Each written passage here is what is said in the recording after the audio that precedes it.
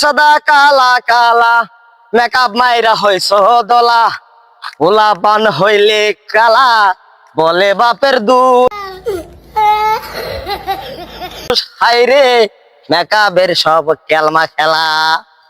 কিরে দিন কি এমনি পার করবি? কোনো পরিবর্তন হবি না?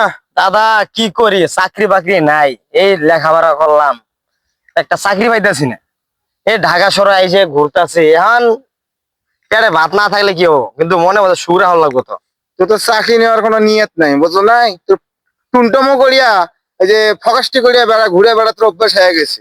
শালা সিটিং বাজি খালি করস না আমার সঙ্গে। দাদা তাহলে কি করুন, দাদা কি করবো, দাদা ব্যবস্থা করে দেন।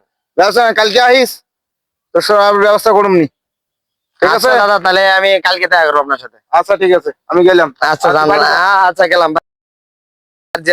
সারলাম বাড়ি। রে কি করছে জায়গায় বয়ে বয়া? বন্ধুরে জীবন আমার শেষ।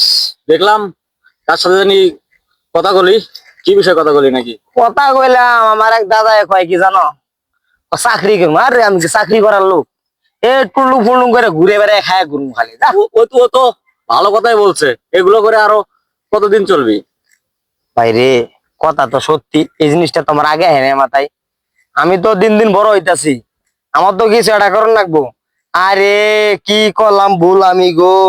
এখনো সময় আছে, বোঝেক নিজের ভুল নিজের শোধরা।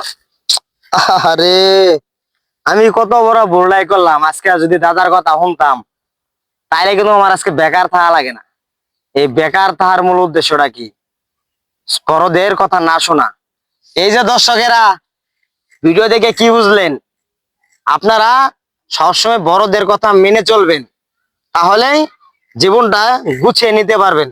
বড়রা কখনো চায় না যে আপনার ক্ষতি হোক, বড়রা সবসময় চায় আপনি যেন ভালো কিছু করতে পারেন। আমার মতো ভুল আর কেউ করবেন না।